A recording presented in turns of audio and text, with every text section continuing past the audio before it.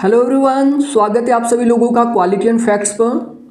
दोस्तों, आज मैं आपके लिए एक नोटिफिकेशन वीडियो लेके आया हूं और ये नोटिफिकेशन है हरियाणा पीजीटी और हरियाणा असिस्टेंट प्रोफेसर से रिलेटेड। तो आपको पता ही है हरियाणा पीजीटी की और हरियाणा असिस्टेंट प्रोफेसर की वैकेंसी निकली है। तो इसमें काफ़ी लोगों को कुछ शंकाएं थी पैटर्न से रिलेटेड या फिर सिलेबस से रिलेटेड, तो उसके ऊपर मैं एक छोटी सी वीडियो आपके लिए लेके आया हूं। तो ये आप लोगों को पता ही होगा, हरियाणा असिस्टेंट प्रोफेसर की भर्ती निकली है।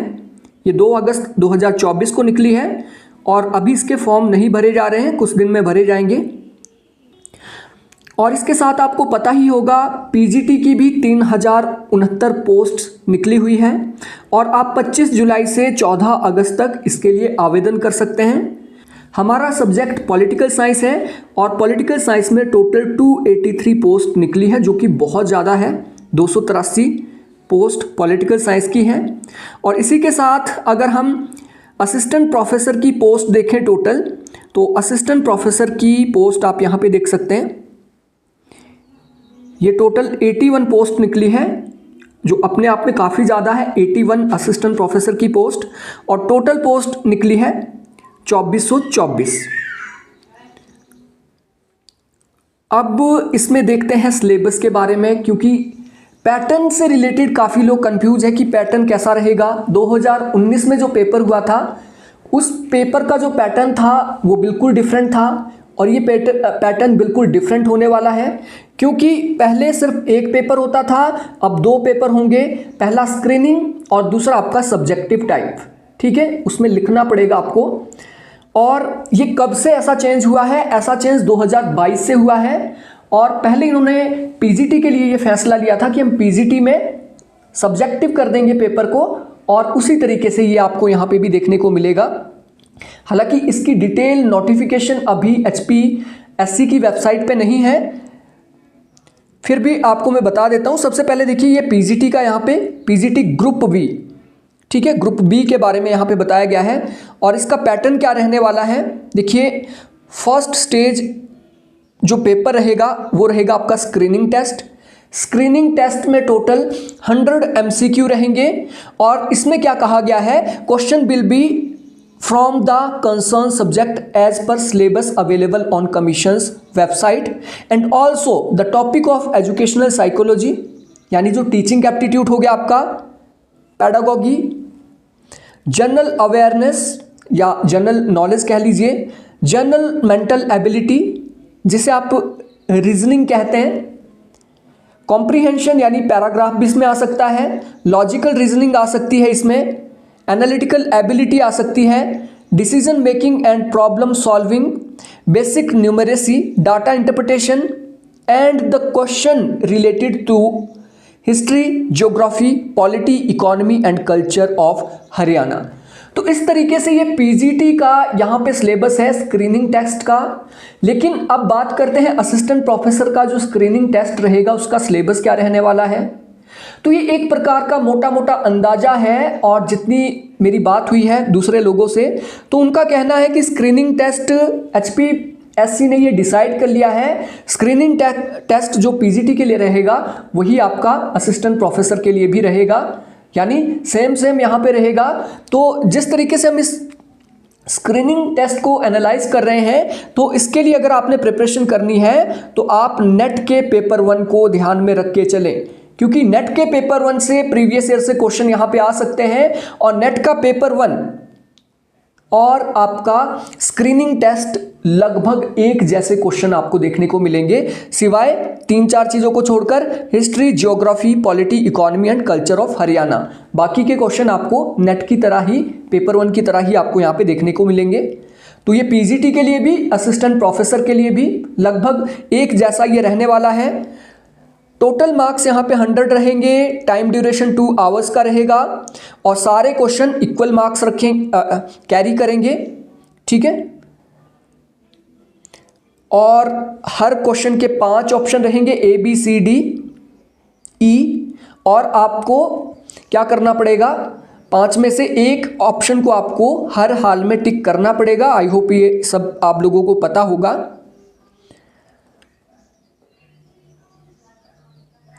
ठीक है, तो ये यहाँ पे था। अब देखिए सेकंड स्टेज ऑफ एग्जामिनेशन में क्या होगा।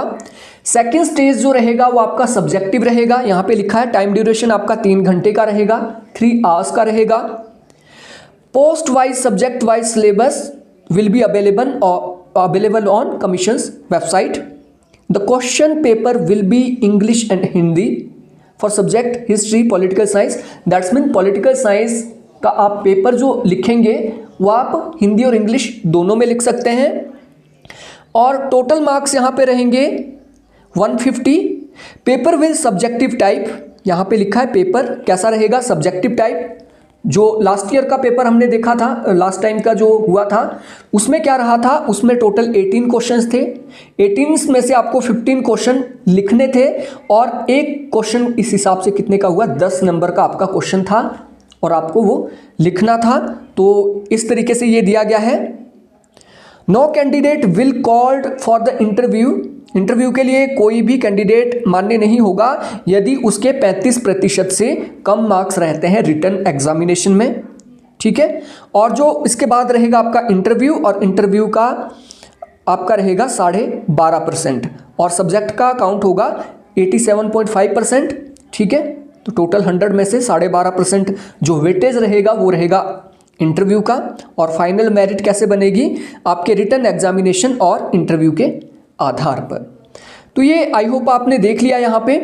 अब क्राइटेरिया से रिलेटेड भी काफ़ी लोग कंफ्यूज हैं कि गुड एकेडमिक रिकॉर्ड क्या है। ये गुड एकेडमिक रिकॉर्ड अगर मेरा नहीं है तो क्या मैं इनएलिजिबल हो जाऊंगा या हो जाऊंगी।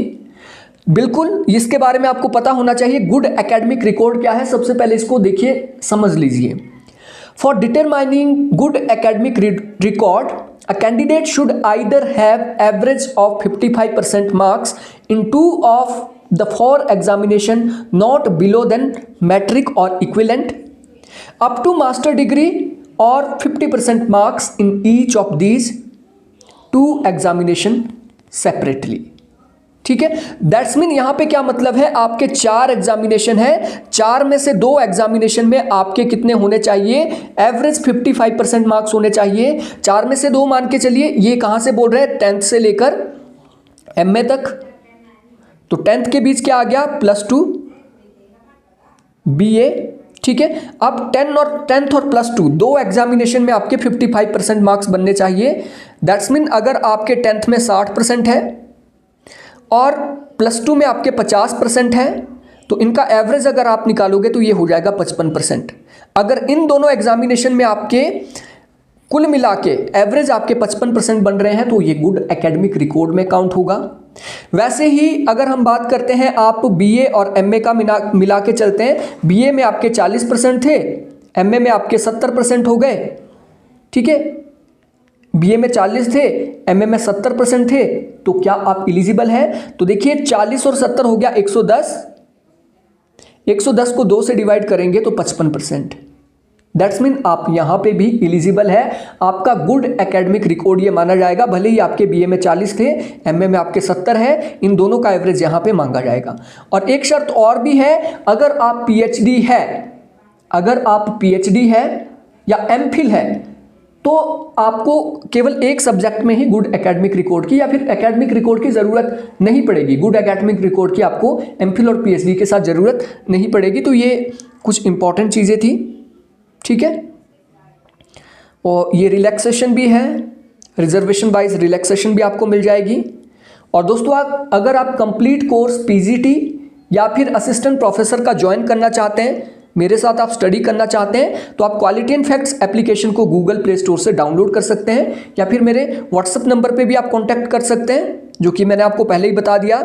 यहाँ पे आपको Haryana public service commission assistant professor, college cadre और PGT दोनों की प्रिपरेशन, साथ में नोट्स वगैरह सब कुछ आपको यहाँ पे मिल जाएगा। मॉक टेस्ट भी आपको मिल जाएंगे। तो अब बात करते हैं सिलेबस की। असिस्टेंट प्रोफेसर का सिलेबस क्या रहने वाला है, तो PGT का भी लगभग वैसा ही है, असिस्टेंट प्रोफेसर का हम यहाँ पे देख लेते हैं। दोस्तों ये सिलेबस HPSC की ऑफिशियल वेबसाइट से हमने डाउनलोड किया है और ये कॉलेज कैडर का असिस्टेंट प्रोफेसर का सिलेबस है। और इसकी पहली यूनिट आप देखिए, यहाँ पे लगभग 3 यूनिट को, नेट की 3 यूनिट को एक जगह पे कंबाइन करने की कोशिश की गई है। और इसमें आप देखेंगे, इसमें आपको इंडियन थिंकर भी मिल जाएंगे, इसमें आपको वेस्टर्न थिंकर्स भी मिल जाएंगे, और इसमें आपको थियोरी भी देखने को मिल जाएगी, political theory. That's mean Indian, western और पॉलिटिकल थियोरी, 3 लगभग यूनिट को यहाँ पे एक जगह दिया गया है। इसके साथ कंपैरेटिव पॉलिटिक्स एंड एनालिसिस, और अगला है आपका इंडियन गवर्नमेंट एंड पॉलिटिक्स। और यहाँ पे भी क्या किया गया है, यहाँ पे 2 यूनिट्स को कंबाइन किया गया है, पॉलिटिकल प्रोसेसेस इन इंडिया और इंडियन कॉन्स्टिट्यूशन। लगभग 2 यूनिट को यहाँ पे कवर किया गया है। पब्लिक एडमिनिस्ट्रेशन, अब पब्लिक एडमिनिस्ट्रेशन में पब्लिक एड का तो है ही है, यहाँ से थोड़ा बहुत इन्होंने मैनेजमेंट का भी सिलेबस डाल दिया है। और लास्ट वाली जो आपकी यूनिट है ये है इंटरनेशनल रिलेशन, लेकिन यहाँ पे भी 2 लगभग यूनिट आप एक साथ कह सकते हैं, इंटरनेशनल पॉलिटिक्स और रिलेशन को यहाँ पे मिक्स कर दिया है, या फिर इंडियन फॉरेन पॉलिसी से भी यहाँ पे क्वेश्चन बन सकते हैं। तो ये आपका असिस्टेंट प्रोफेसर का कंप्लीट सिलेबस है, ठीक है। अब बात करते हैं कि प्रिपरेशन कैसे करनी है। तो डेफिनेटली आपकी एलिजिबिलिटी इसके लिए बनती है अगर आपने नेट क्वालिफाई किया है, सेट क्वालिफाई किया है, या फिर आप 2009 के रूल के हिसाब से पीएचडी क्वालिफाई या फिर पीएचडी को क्लियर कर चुके हैं, ठीक है, तो आप एलिजिबल हैं। तो डेफिनेटली आप लोगों को इतना तो पता होगा ही कि नेट की प्रिपरेशन आप लोगों ने कैसे की थी। तो असिस्टेंट प्रोफेसर की अगर आप प्रिपरेशन कर रहे हैं तो नेट के लेवल पर ही करेंगे, बट यहाँ पे आपको अपनी राइटिंग के ऊपर ध्यान देना पड़ेगा, अपनी राइटिंग स्किल को आपको यहाँ पे सुधारना पड़ेगा। आपका पेपर सब्जेक्टिव हो सकता है, आपका पेपर क्या है, लिखने के लिए आ सकता है, और वहाँ पे अगर आपकी हैंडराइटिंग सही नहीं है तो आपको वहाँ पे दिक्कत आ सकती है। First thing. सेकंड थिंग, आपको क्या करना है, यूजीसी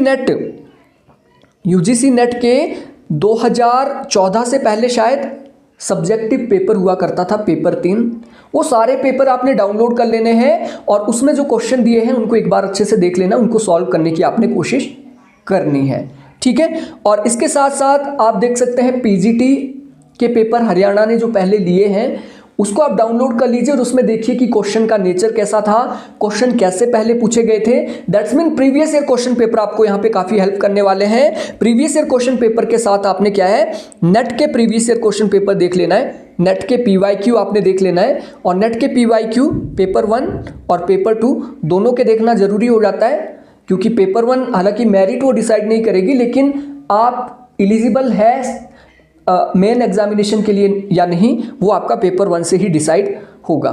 तो इस तरीके से आप प्रिपरेशन कर सकते हैं। अगर आप डिटेल प्रिपरेशन करना चाहते हैं, डे बाय डे अपनी प्रोग्रेस को आगे बढ़ाना चाहते हैं, तो आप क्वालिटी एंड फैक्ट्स के माध्यम से मुझसे जुड़ सकते हैं। So thank you friends, thanks for watching this live.